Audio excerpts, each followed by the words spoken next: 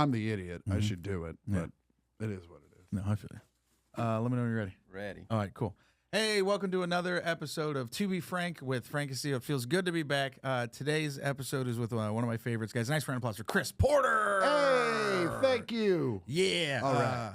So we were talking about food earlier. I found out this week that I have high cholesterol, and That's a bummer. it really sucked because I went to the doctor and the lady was like, "Yeah, your cholesterol's pretty high," and she was like, "You like meat?" And I was like, "Yeah," and she was like, "Well, not anymore. You're eating vegetables." Oh, wow. Yeah. I'm sure my cholesterol's through the roof. I haven't had a vegetable in 25 years. It's tough. It was also we were talking about like I think the biggest killer of like comics on the road is like one, depression, but also just health stuff. Like if you're not taking care of yourself and like eating right, you can really like get fucked up on the road. Well, yeah, and all that leads to depression. Like Yeah. if you know, it's weird if you're not physically in condition, like you're sad for no reason. Oh. At least I am. Oh, yeah, But me I was too. out.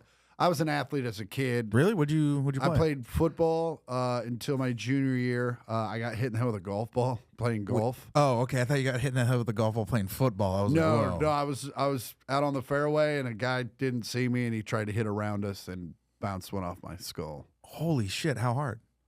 Off the tee. Whoa. About 150 yards. Enough to Did it put knock you out? knocked me out for a hot second, and then I had to have major brain surgery. What the fuck? Really? Yeah. I How old are you when this happened? 17. So it was like 2 weeks before senior year football started. And so it was like that weekend was like my last weekend of partying. And we went down to the lake and had a great time, me and my buddies, and came back. And I was like, oh, I'll go play golf with my mom and amend for all my sins of the weekend before. And second Holy hole. Fuck. And it was crazy. You know, it's crazy. I was actually talking to my friend today at brunch, telling her about it. I go, because she was going through a major life change. Yeah. And I was like, you just never know what things mean. Yeah. Because leading up to that, I had already agreed to join the Navy. Whoa. I was going to join the Navy too. I was going to go into ROTC. Whoa. And they were going to pay for my college. I was going to go into officer school. And then, you know, the next 10 years of my life Was planned. And ended with me with a college degree and a bunch of money. And then the brain surgery disqualified me from all of that. Really? Yeah. And also my senior year of football, I didn't get to play. So I mean, did it crack your skull? Cracked my skull, and then the brain started to bleed, and the blood started to clot outside the skull, but then because of the crack, it started to seep back in and started to actually clot between the brain and the skull. Holy fuck. Dude. So about, you're 17, you're bulletproof and invisible, like nothing can hurt you. Yeah. So I got up and played like 4 more holes, and I parred the hole I got hit on. Silver lining. A silver lining. And and then about 5 holes into it, I was like, yeah, I need to lay down. Which, by the way, you're not supposed to do. Yeah, with a you're not major supposed to head go. injury. Yeah, you're not supposed to go to But sleep. my mom didn't know shit. You know, she's not a medical person, and so we get in the car and we're heading back. And I remember I called my friend at the time, and I just started talking to him, and a 17-year-old kid was like, "Buddy, you don't sound right." He's like, "You need to go to the hospital. Like, you don't sound right." And I was like, "Whatever, dude."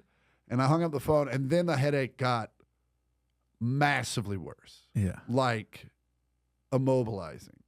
Like started to see double, and I was like, this sucks. So I remember I went to the top of the stairs and I yelled down to my mom. She was on the phone with the doctor, and I was like, we need to go. Like, I need to get out of here.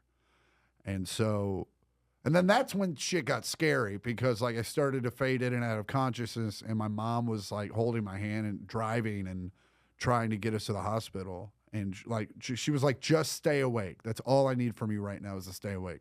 And I did. I made it to the hospital, and we got to the ER, and I walked up to the front desk, and the lady goes, "What's the matter with you?" And I just threw up all over the desk. and they just like went like that. And she goes, "Okay." And that, by the way, that's the move. That gets you to the front of the line real quick. Yeah. And they got me into the back, and we do the MRI.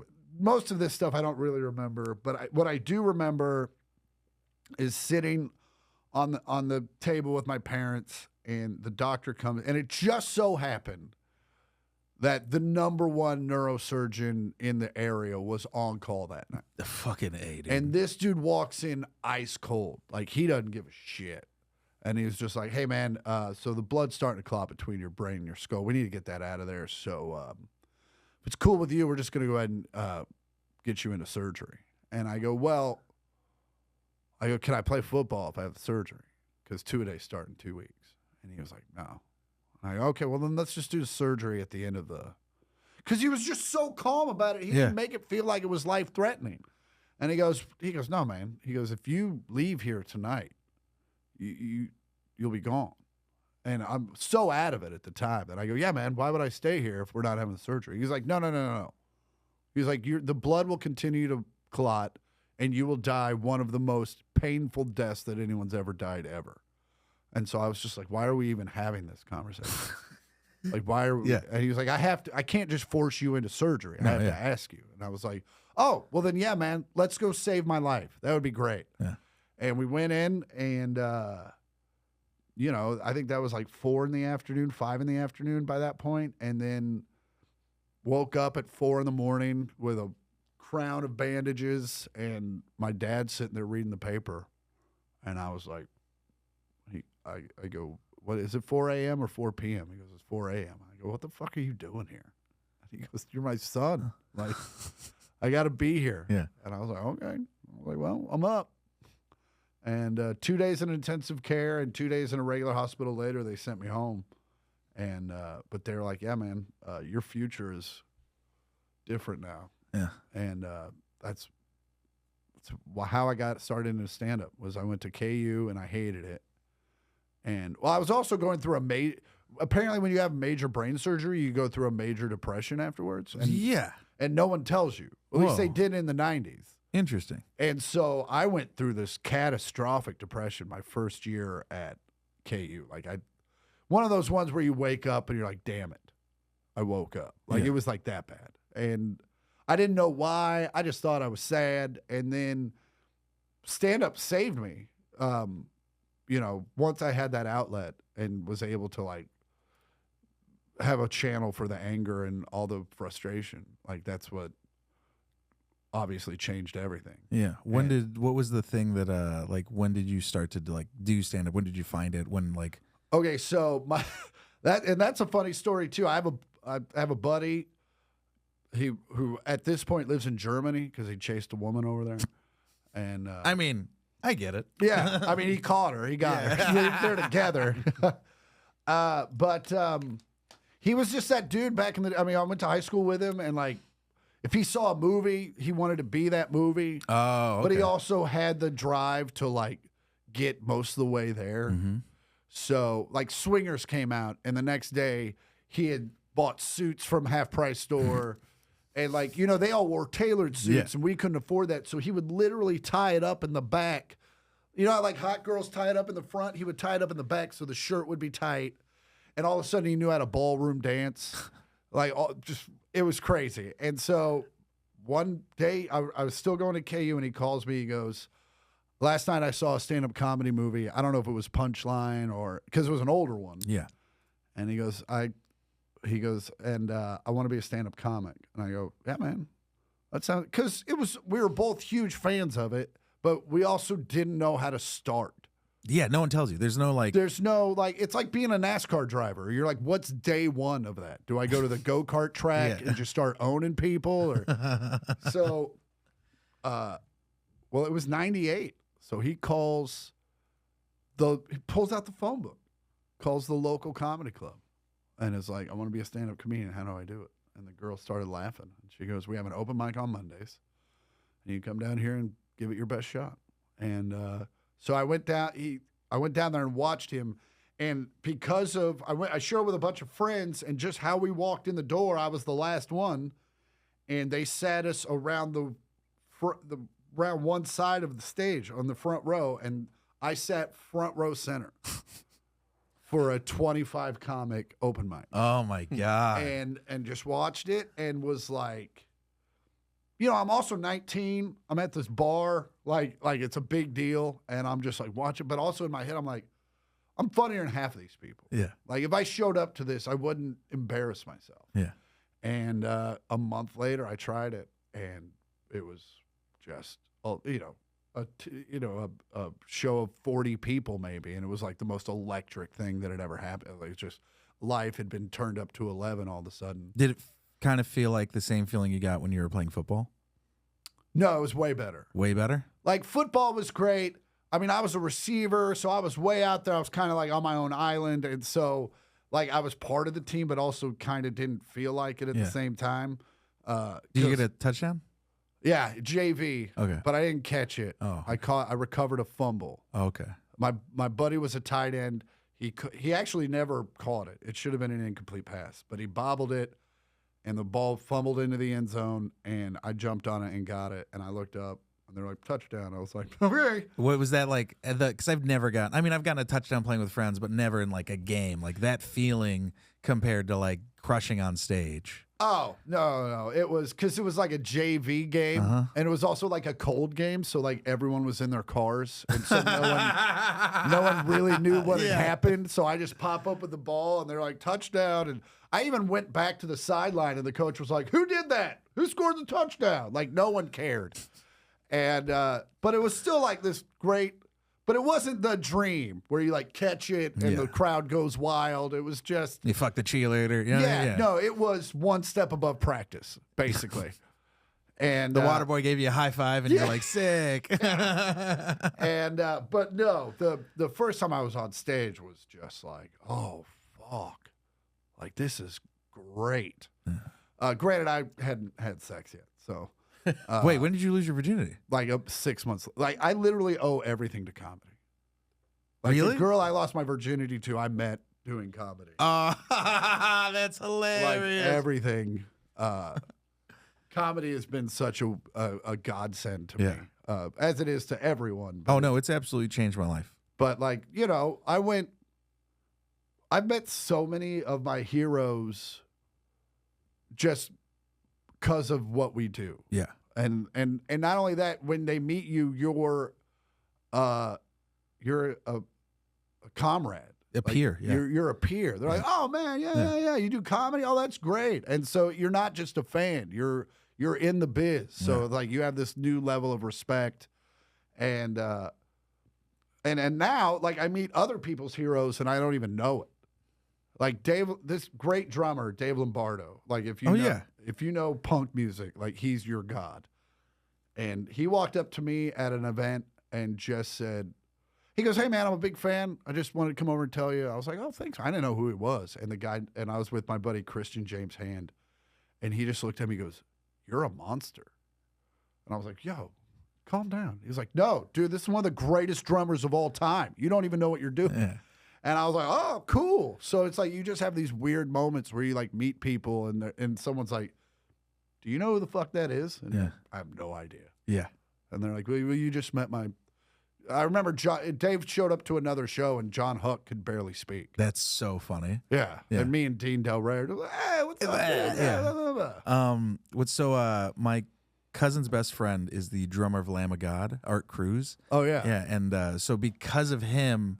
And he was a big fan of me anyway, so he came to the store. And then when Lamb of God was recording their last album in LA, it was literally blocks away from the store. Yeah. So they all would come and just hang out at the store. And then it was just like wild because it was like they're fans of like me. And then they saw like Matt Edgar and like Brian Simpson and all these other comics, and they became fans of them. Yeah. And it's just like wild to be like, this is a band that like kids that beat me up in high school used to listen to. And now I'm like hanging out with you. And it's like, it's very surreal and it's a great. And it'd be weird to go to a Lamb of God concert and Brian Simpson's hanging out in the back. he has. It's wild. I know. You're just like, buddy, you are easily identifiable at this show. It's so funny. I've walked by a Lamb of God line, and it looks like a diabetes commercial. It's like, you're like, wow, bro.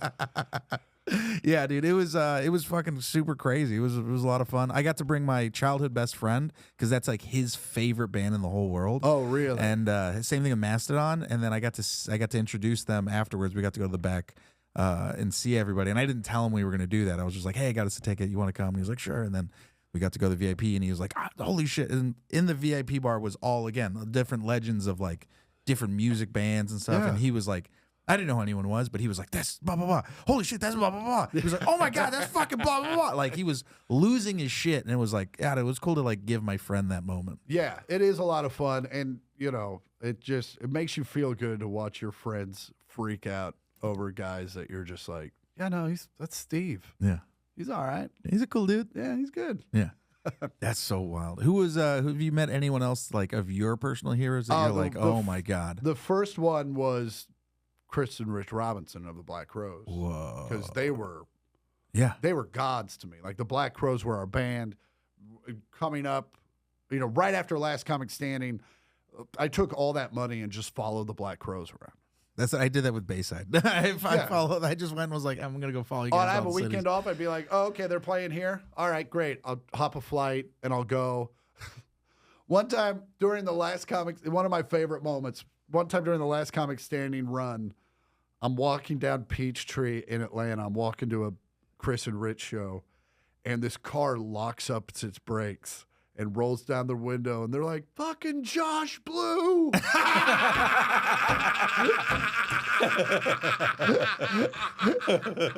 That's amazing. I turned around. We were both very disappointed. Oh right? my God, that's so great. Oh, dude. Actually, I got one of my favorites is so like, you know, at the store I was starting to come up and everything, and I, you know, became paid regular. I was very excited. Then like, you know, Diaz was there, and then he was like, dude, you're so funny, dude, blah, blah, blah. And I'm like, thanks, man. He's giving me my flowers. And he was like, all right, I'll see you later, Jesus. And I was like, oh, God damn it. I didn't want to correct him. I had to go to Jesus Trejo and be like, Joey Diaz thinks you're very funny. Now he like knows it, and he says Frankenstein. It makes me feel great when he's like, you know. Yeah. Yeah. We were talking about that the other night, that like imposter syndrome. You showed up. Although Jesus does look like if you and I had a kid. Yeah. When I have my beard, I totally get it. Yeah. Yeah, it's so fucking funny. And he's my big brother. I love that guy to death. He's truly one of the best. gems of comedy. Yeah. Like yeah. there are a lot of nice guys, but he's in a class by himself. Dude, he was so the first time I ever hosted at a comedy club was the first time he was featuring at a comedy club. Okay. And that was in Temecula, and that's where we met. And then him and the headliner both told me all about the store, and they were like, you know, are you gonna be a small fish here, or the big fish in a small pond here forever, or are you gonna like take it seriously and like make the jump? And then that's when I moved up to LA. Oh wow. So it's because of Jesus, and yeah. Dude, that's great. He's the best. But shit, I was just talking about. So you were hosting, he was featuring for the first time. Yeah, that was it. That's awesome. Yeah, that was pretty much it. But damn, what was I saying right before I talked about Joey Diaz and Jesus Trejo? Fuck, I forgot. Anyways, but we were talking about imposter syndrome, where it's like you know, you always feel like you like belong at like certain places, but it's like the longer I've been in this, the more it's like, especially with going this family stuff I had to go through, it's like the amount of comics that have reached out and like, Jesus will call me and talk to me like we're family, like the conversations we've had, like Hassan and just all the people in Texas, where it's like, oh yeah, this comedy community is family. It really does. It's like, we're all working. It's a very successful family in the fact that like we don't hang out a lot, but when you need us, we're there. Oh, absolutely. Yeah, not to like move. Yeah, no. But if like emotionally, but if you really need us, But if I have to like work or do something, that's what I found out when I moved out of LA. It was like, oh, anyone will come play golf. Yeah, that you want to go get a dinner, you'll have a line, but you need someone to actually help you lift one thing from the other. Everyone's busy. Yeah, everyone's busy. Yeah. Everyone's super busy. Yeah. I'll come help lift. Come on, man. I'm Mexican. I like helping a homie. God bless Mark Ellis. Yeah, that's all I have to say. That dude saved my ass. Garza had a joke about having a truck, and I don't know if you remember. Garza was my favorite. He had this joke about having a truck, and he's like, when you have a truck and everyone knows you have a truck, you're everyone's best friend when they move. Yeah, and he was 100%. He's like, I had to get rid of my truck. I don't want to fucking help people move all the time. But also, if you have a pickup truck in LA, you're asking for all kinds of problems. Oh no, you're a man. You're a man, but also you're like probably kicking dudes out of your car when you wake up in the morning. You're like, hey, you can't sleep here. I have to drive to work. It's like when you need them, you can call and they're like there. They're like family. Yeah, 100%. Yeah, but yeah, imposter syndrome, and trust me, man, I had it at the store till about 2 years ago. Whoa. And I've been passed since 2011. Wow. And I just, you know, a lot of it's you. A lot of it's you. A lot of it's you. And a lot of it's like, you know, comics aren't going to walk up to you and be like, welcome. Isn't it great that you're here? They're just like, yeah, man, you're here. Now the work begins. Yeah. And that's exactly what Tony told me. He was like, congratulations, dude. Enjoy it. It's going to get harder from here. Yeah. It's like, it's kind of like CrossFit in that way. It's like, it never gets easier. The weight just gets heavier. Yeah. And so, yeah. So it did take me a long time. And then it's like, oh, well, maybe if you went up and started a conversation with someone. That's the other big thing too, is like, a lot of it feels like you're just like, and then you realize you're like, oh, I'm not even trying to be like. No, I'm just sitting here quietly at the back alley wondering why no one's talking to me. It's like, well, I'm not talking to anyone. Yeah. And so, yeah, you have to like go. And now there have definitely been times where I tried to start a conversation with people and you're like, oh, okay, that didn't go. So I guess you don't want to talk to people. Yeah. You don't specifically want to talk to people. Yeah. But there's definitely like a young door guy who's like, I would give anything for a headliner to just fucking talk to me right now. Oh, and like some of my greatest moments happened. I had a 30-minute conversation with Chevy Chase at the back door. And it, like, to this day, it blows me away. Yeah. I got to talk to Jim Carrey when he came to visit that one time. Yeah. It was wild. And you have these great nights. And, you know, Chevy was in the, it was such a funny Chevy Chase moment. Jack Knight, rest his soul, was on stage. And Chevy's walking in. And his legs don't work. And so they're like sitting him down. And he's at full volume. He's like, I can't feel the chair. I can't feel the chair. Okay, I'm good. I'm good. And Jack knows who it is, so he's just letting it go. And then Jack tells a joke. It kills. And we give it a pause. And in that pause, Chevy Chase just goes, Chevy Chase.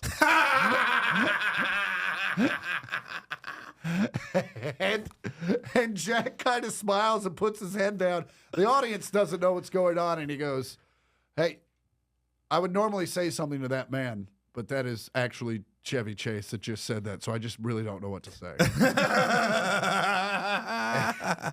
So I go up, I do my set, I come off. Chevy's gone. He's sitting where the bouncer sits when you come in to go to the belly room, and he just goes, "You're funny," and I was like, and my world stopped, and I go, "That means the world to me," and I go, Fletch and Caddyshack are two of my favorite movies of all time. And he just goes, mine too.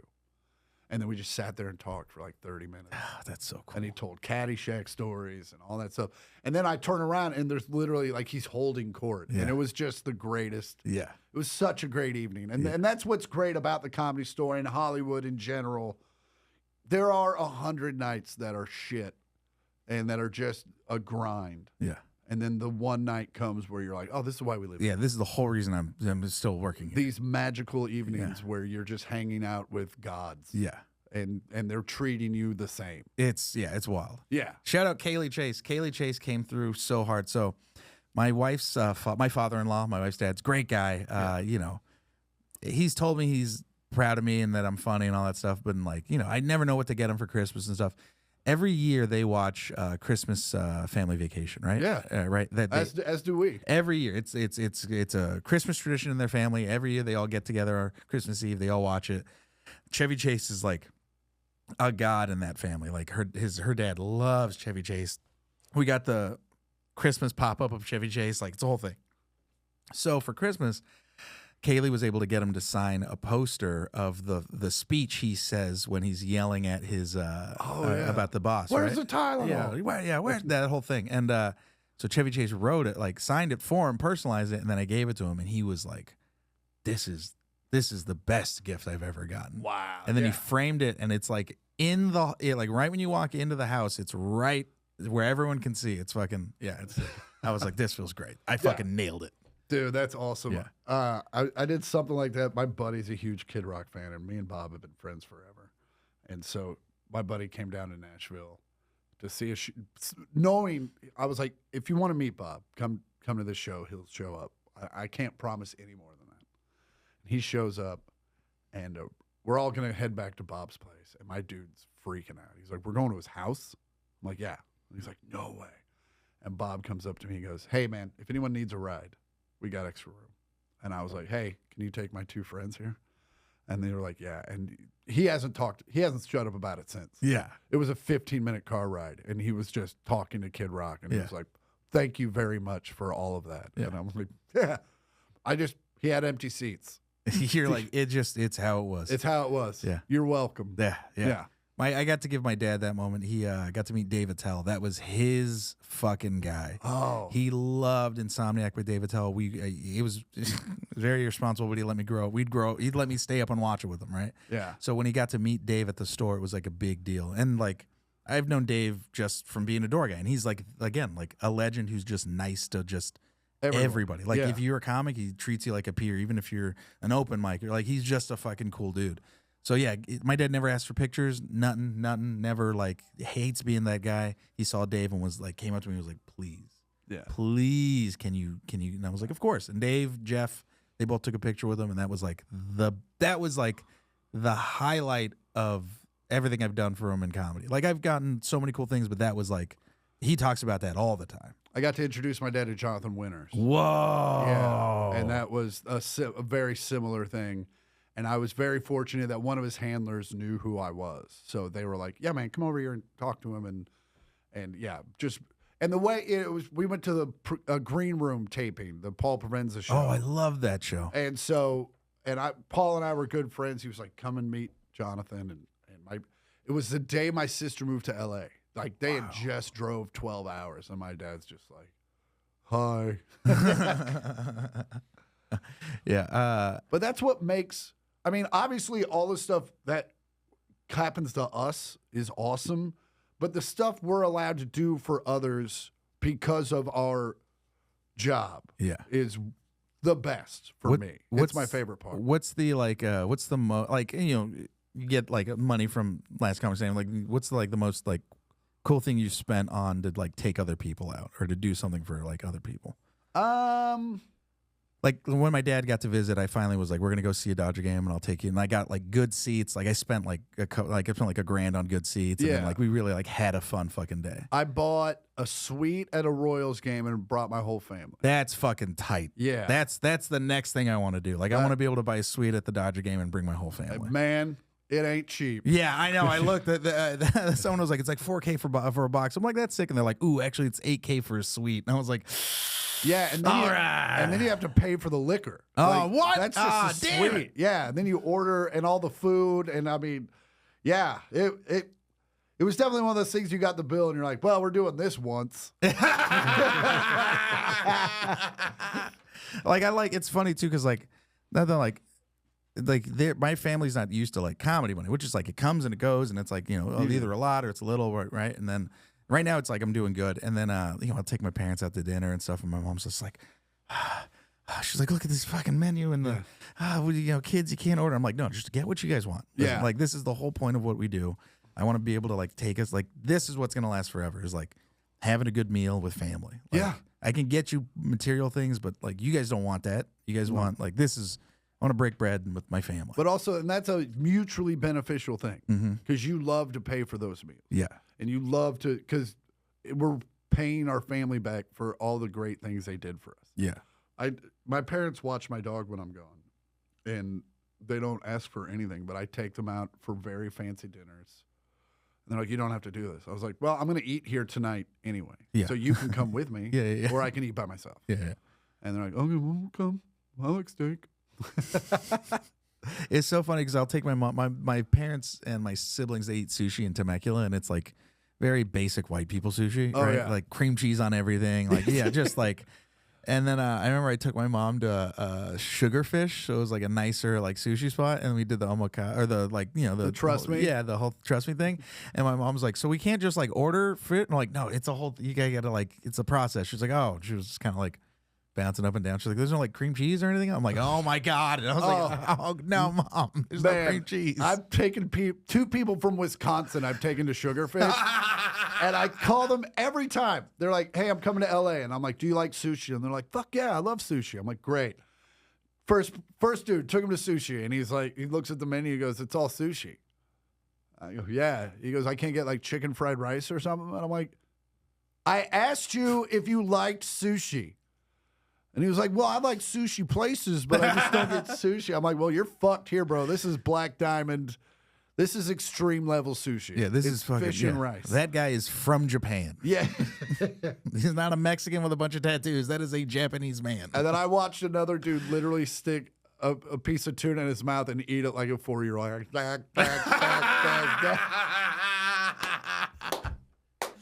Dude, I took I took my who was it?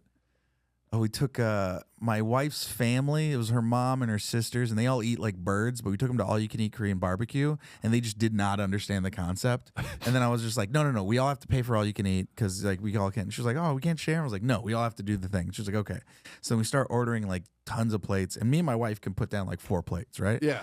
And then we forget that they don't eat a lot, so we ordered like there was like extra food. Yeah. So they were like, so what do we do with all this extra food? We can't take it to go. I'm like, no, we have to eat it. Otherwise we get charged for other plates. She was like, oh.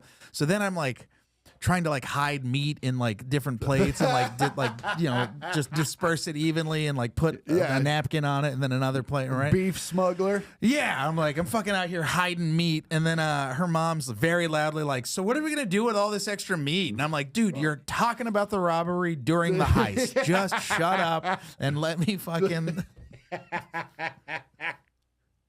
Oh, dude, it's such funny people. Oh, I love it when you take people that think they genuinely think these restaurants like Olive Garden, P.F. Chang's, these are authentic meals. And so when you take them to a legit cultural restaurant, they're like, what is this? Yeah. And you're like, this is fucking real Italian food. It's not bologna Alfredo. Like we're gonna have to step outside of our comfort zone a little bit. Yeah. And look, man, I'm the most basic eater on the planet. Like I don't eat vegetables. I don't eat fruits. Like I'm not an easy guy to take out to dinner, but I will still.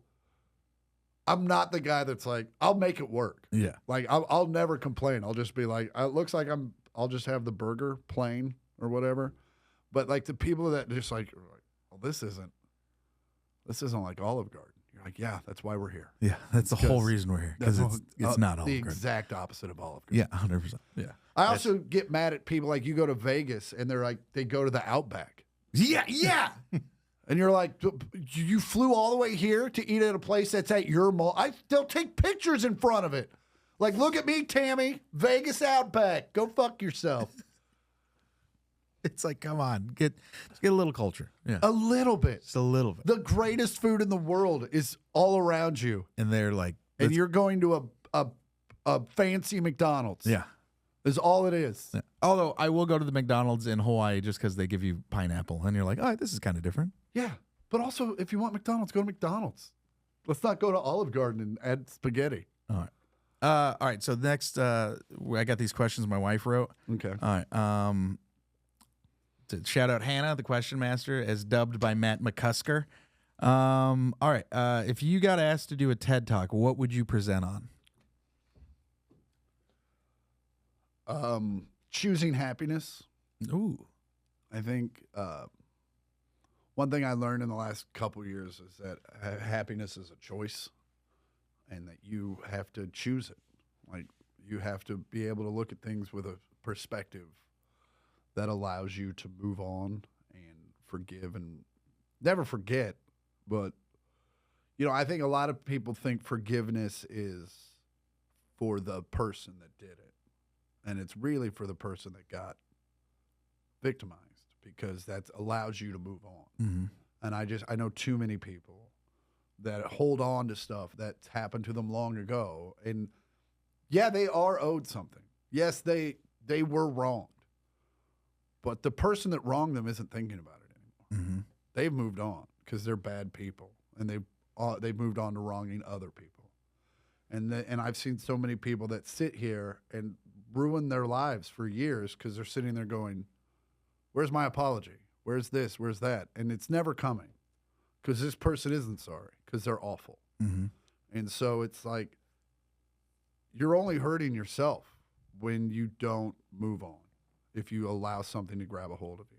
And look, man, some terrible things happen to some good, very good people, and it takes a long time to get over it. But some people don't even see that as an option. Mm-hmm. And I just feel like So my TED talk would be about choosing happiness, and sometimes that is the most difficult decision. Yeah. Yeah. Absolutely. Ooh, that's nice. That was a good ass answer. Oh, thank you. All right. Do you have a crush on a celebrity that you absolutely have no business having a crush on? And my wife said, looking at you with Billie Eilish. Apparently, I have a huge crush on Billie Eilish. I have a number of, I don't know if they're celebrities, but I have a number of Instagram crushes. Oh yeah, don't get me started on Instagram crushes. There's like a bodybuilding influencer chick, Lean Beef Patty. I would let her choke me unconscious. There is a teacher in Kansas.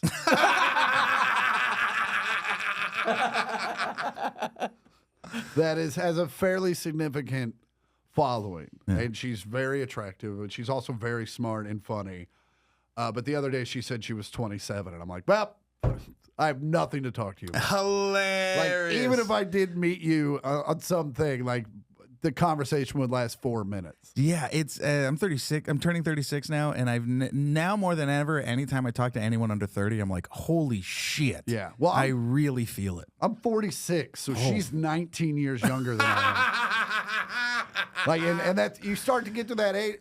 Like, look, man, in my head, I'm 28. Oh, of course. Like, still. Yeah. And so, like, I see 28-year-old girls. I'm like, I can get that. And you're like, yeah, you can, but they have issues if they're into you. Yeah, Like, that is 100%. that's a daddy thing. Yeah. And look, man, my uncle married a girl 16 years younger than him, and it worked out fine. Yeah. Like, it happens, but also it shouldn't be the plan. Yeah.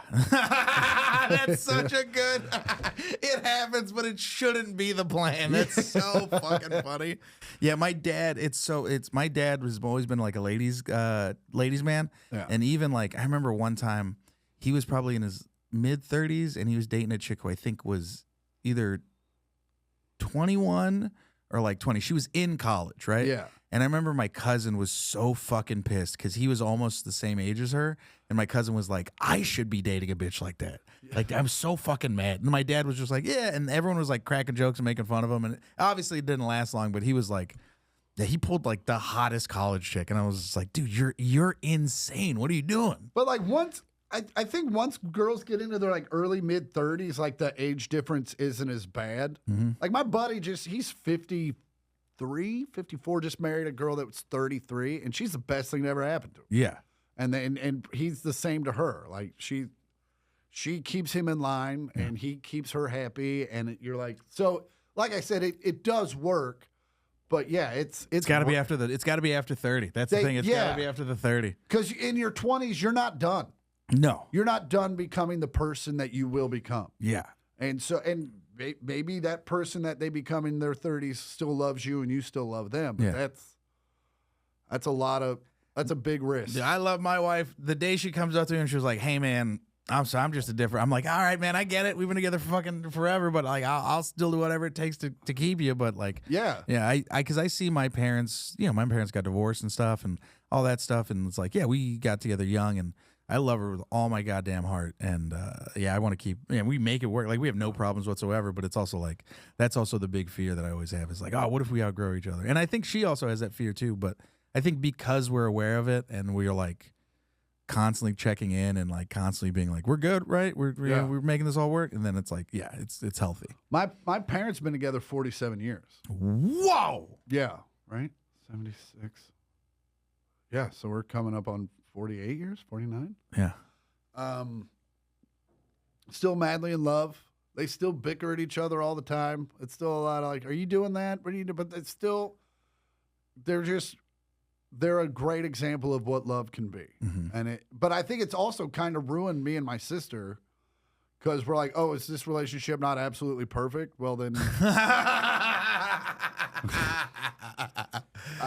But also, like, my parents are very, especially me, I grew up with them. Like, I saw them fight. I saw them have like massive, like, knockdown, like not physically, but like it was tough to be in the house. Yeah.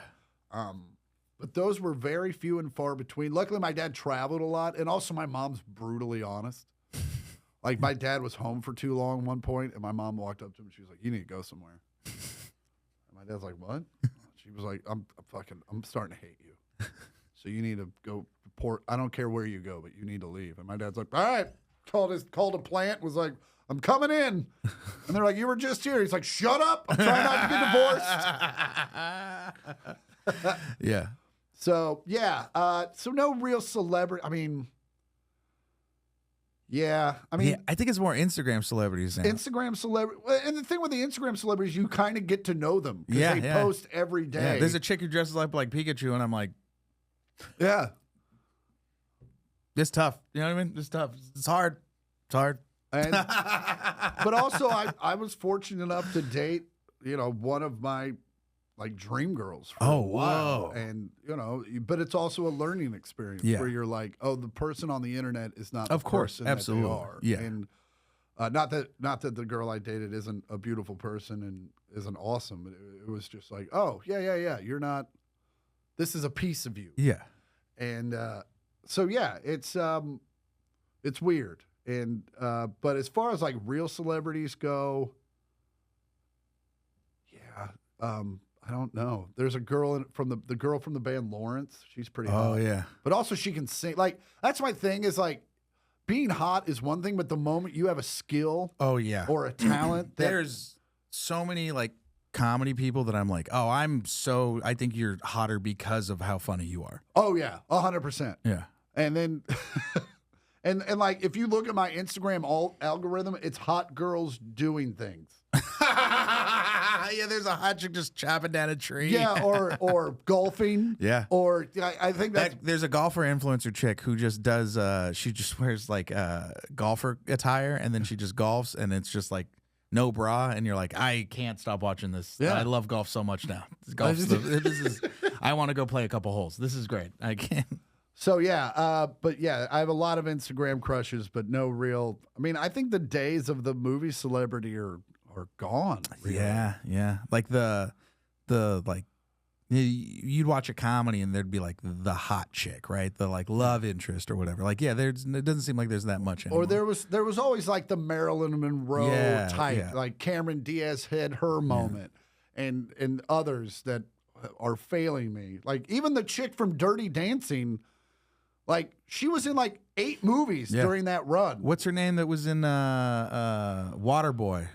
That was also in the Witches or whatever, or The Craft. Yeah, or even Katherine Heigl had a run. Oh God, Katherine Heigl. Yeah, But it's like, but I think those days are like, who is that chick now? Margot Robbie. I think Margot that's Robbie fair. was gorgeous. I mean, dude, when she was in is that the chick that was in Tron? No, that I think no. No, She was in, Margot Robbie's a different one. Yeah. And I just think the time, like Nikki's having her moment. Oh yeah. Like Yeah. Nikki Glazer's just crushing it right now. She's a big, and she deserves all of it. She deserves all of it, especially when I saw her at the store. She was always just so funny, so nice, so sweet. Also, absolutely gorgeous. Absolutely gorgeous. And I've known Nikki since open mics, Yeah. and she's the nicest. She's nicer now. I mean, obviously, when you're in your 20s, everyone's a garbage person. But Yeah. as was I. Yeah. But to this day, if I text Nikki, she texts back. Yeah. Like- One of the sweetest people I've ever met. And I'm Yeah. just like, there's no reason for you to be as sweet as you are. And she's a comics comic. Very much a comics comic. Yeah. So, but yeah, so it's good to. But I think the days of like they walk on water. I think those are, at least for now. I think we're in a lull of that. I think everything's cyclical. I think the days will come back where like movie theaters are the big thing again and all that stuff. Like you start. Look, man, there's a lot of content out there, but most of it's garbage. Yeah. It's just a bigger pool now. Yeah. So I think eventually everything will start to come back around to where like, no, the major studios, we should watch them because they're really putting it. But also the major studios, I feel like need to start taking chances again. Oh, absolutely. Like I don't need to see another Fast and Furious. No, I think A24 is the only one that's still taking chances. Like the old days. Yeah. And so, but then you see movies like Oppenheimer and like these great films, and you're like, it worked. Stop making another Night Court, and let's do something else. Yeah. You want good original movies. I can't think. What was the last original movie you saw that was like, that really blew your mind? Substance. The Substance was for me. That's what it was. man, and there was one, and I can't remember what. And now, for the life of me, I can't remember what it is. Yeah, I'm way into documentaries now. Like, if you want to know what a good Cold War documentary is, I'm your guy. Dude, my wife is so into war documentaries. I call her an old man because she will sit there and she'll just like listen to Ken Burns stuff and just like the full on like recolorized version of like the Vietnam War. And like she'll just sit there and watch. And I'm like, why are you watching this? She's like, well, if we don't learn from our past, we can't learn, or you know what I mean? Like, yeah, all that we shit. got to learn how we got here. Yeah, and I'm like, damn, dog, you are an old man. Oh, and I realized I was an old man because, like, I watched a documentary and recommended it to my dad, and he was like, I couldn't, it was too much. It was, like, too much, like, just thought. Yeah. And it's this great documentary on Netflix. It's called Turning Point. And they Oh, and yeah. No, yeah, I it love that goes one. from the invention of the atomic bomb all the way to where we are now and how it's all connected. And the cool thing is they have Russians in it telling their side for the first time. Whoa. And it's in, like, we came so close to the end of the world on multiple occasions. And there was one where the Russians, their computer system said that we had launched everything and that all their missiles were coming for them. And it was a computer glitch. And the only reason they didn't launch everything was because some old Russian man was at the computer going, no way. There's no way this is happening. And then they fixed it. And then it wasn't happening. But if that guy had some young buck been there, He'd be would like, ah! to press the button and we're all gone. Yeah. And the same thing happened. The American system said, hey, Russia just launched everything. And they were, right before they called the president, they were like, oh, no, we figured it out. Everything's fine. Ugh. Do you know how many atomic bombs they accidentally dropped on America? So I think I read a book. I think there was like 3. It was 2 or 3. Because at the height of like the Cold War, they had planes just circling, flying around, just ready to go with A bombs, right? Yeah. And one of them I think malfunctioned, and then they ended up crash landing in the desert, and they ended up recovering. And then another one I think they dropped in the ocean. So there's just like an A bomb in the ocean. Can you Google that? See how many? Yeah, because they've accidentally like dropped them. It's just wild that they didn't explode. Well, and one of the things from the Turning Point thing was like America, we thought Russia had thousands of ICBMs. They had like 2? 4. Whoa. The first U-2 flight, they were like, they have 4 that are fully functional. Wow. They're like, we're fine. Yeah. Everybody's fine. 32 incidents. What? Wow. That's enough where they like had a name for it. They're like, we Steved another one. Damn it. God damn, dog. That's wild. But that's also crazy because now that's just nuclear material that's just out there. And it's weird that it's called the Palomares incident because my landlord in Hollywood, his company was called Palomares. So, Since 1950, 32 incidents. That's got to be a bad day. Yeah, I mean, you think that person gets killed or fired? Like, if you're the guy that, like, I dropped the bomb. Like, oh, fuck. Did it go off? Nah, you're fine. You're fine. We've done that 30 times now. I mean, yeah. Just put your name up on the board. Oh my we'll God. find it. You just see a thing that's like days since last atomic bomb dropping, and it just. All right. What kind of gossip are you always invested in, and why is that kind of gossip interesting? Oh, wow. My wife makes fun of me because all I do is talk about comedy gossip to her and like other comics, and I'm just like. Oh yeah, I'm not. The funny thing is I don't have a lot of friends, so I don't really gossip that much. Comedy gossip's always good. I like sports gossip. Always gets me. Yeah. What's the sports gossip do you like? Just anything about my team. What's going on? Like the Jayhawks, especially. College with all the NIL stuff. It's like all very. Who's gonna? Why do we suck this year? Why is that guy? Music gossip always gets me. Like who's fucking who, and who's got an album coming out. Yeah, and who like music beefs and stuff. Yeah. Any great music beefs that you're like a big fan of, or not a fan of, or you find very interesting? I I mean, are there any music beefs? I mean, the Kendrick Drake one got everybody. Yeah. I feel like that's how you knew how big that beef was when a 46-year-old white man's like, man, he really owned him at the Super Bowl. Oh yeah, like I always hear stories about like you remember the Chuck Berry and John Lennon incident? Oh, with Yoko. Yeah. Yeah. That was wild. Burr showed me that years ago, and you're just like, yeah. Also, she shouldn't have been there. No. Like, he had every right to be upset about that shit. And that's a guy who watches women poop. Yeah.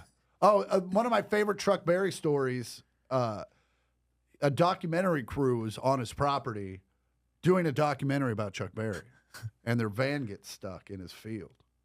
And they're like, hey, can you help us get our van stuck? He goes, yeah, it's $1,000.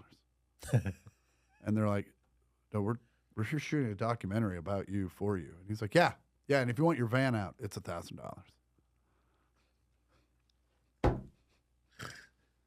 Fucking Chuck Berry, dude. Fucking Chuck Berry, bro. I had heard a great story about Daniel Tosh, and it was about how he was already like he already made money and stuff, but he's like just the kind of guy he is. He's very like principled, and this story made me laugh so hard when I heard. So I guess he like went and did a comedy club, and the guy was like, "Well, I can't pay you all the money." And the guy was, and Tosh was like, "What are you talking about?" And he was like, "Well, he's like, we just sold out all these shows." He's like, "Yeah, I can't get, I can send you a check or whatever. I can't give you all the money." And Tosh was like, "Well, let's just look around and see what you have that's worth what you owe me." Yeah, what you owe me." And the guy was like, "What?" And he goes, "Yeah, what do you have?" And the guy's like, "Well, I have a moped that I like ride." And he's like, "Yeah, I'll just take that." And he's like, "What do you mean?" And he's like, "Yeah, I'll just take the moped." So he had the moped shipped to Los Angeles, which cost more money than what he was owed. Yeah. But he just did it on the principle of the thing. And I was like, that's fucking wild. Like, that's fucking great. baller. Like, I love a good fuck you story. Dude, I love it. Like like those fuck you stories, because you hear stuff like that with like old comedy club managers and like, just weird like sketchy shit, or like a club that's owned by like the mob, or the guy that's like got a gambling problem or drug addiction. Like you see like all the wild shit that like a comic that finally stands up for it and is like, no, I'm not gonna handle this bullshit. Give me the money. One of my favorite urban, there's all kinds of comedy legends. My favorite one was a guy is on a one night in the middle of nowhere and gets food poisoning, can barely leave the room. And he calls the owner of the club and he's like, here's the situation I'm in. And the guy's like, yeah, I don't have anybody else. Like, I need you. He was like, buddy, I can't get more than 4 feet from my toilet. And he's like, I don't know what to tell you. You're in a hotel room that I paid for. And he's like, I'll pay for the room. He's like, you need to get here. So he gets there. He tells the audience what's happening. And he was like, if you guys do your best to give me a good show, I can't give you all the energy I can, but I'll give you what I can. And if you give me a good show, I'll do my best. And the audience, he does the full hour. And he says, you guys have been nothing but kind to me. And I appreciate it. And what he said was, if you guys give me a good show, I promise not to shit my pants. And he said, you guys have been great. You guys really held up your end of the bargain. Unfortunately, I could not. And he turns around and he pulls down his pants and he's just got shit running down his legs. And he walks off stage. I don't know. Again, those are some of those stories you don't know if they actually happened, but if they did, it's like, God bless you. I heard a great story in Houston. They were telling me at the Secret Group, there was this guy that booked a show, and tickets sold out immediately. And they were like, oh, shit, all right, cool. All right, so they're waiting the show. And as the show starts coming up, they're like, well, who is this guy, right? They didn't really, like, check to see, right? And then they were like, all right, so they kind of look at his stuff, and he's got, like, a couple of followers, not really a lot, and he's got a couple clips up. And they're like, all right. So then the show starts coming, he calls me, he's like, hey, so who are you got opening up for you? And he goes, what do you mean? He's like, who are your openers for the show? And he goes, oh, I didn't know I was supposed to have openers. And the guy's like, what the fuck are you talking about? He's like, all right. And he was like, can you book him for me? He's like, sure. And then he was like, do you have a feature or anything? He's like, no. And he was like, all right. And he was like, do you want a feature? And he was like, sure. All right, I'll feature, right? So he goes up. There's a full crowd, right? And then the comics start going up, and they all just start kind of bombing, right? It's just like a weird crowd. And then the guy that's like running the show, who's also the feature, he's like, all right, I'm going to bring you up next. And goes, give me like 5 more minutes. And he's like, what? He's like, all right. And in his head, he's like, oh, is this guy just like fucking nervous? Like, what the fuck's going on, right? So he goes up, does a little more time, and then the guy's like, all right, I'm ready. And he's like, all right. And he brings him up, and he goes up. The guy goes up, and then he just starts like bombing, right? And the guy's like, oh, this is fucking weird. So then he like leaves for a little bit. Then he goes back in the room, and he sees the guy on stage, and the guy's fully pissed his pants. Fully pissed his pants. And he's like, what the fuck is going on, right? And he's watching.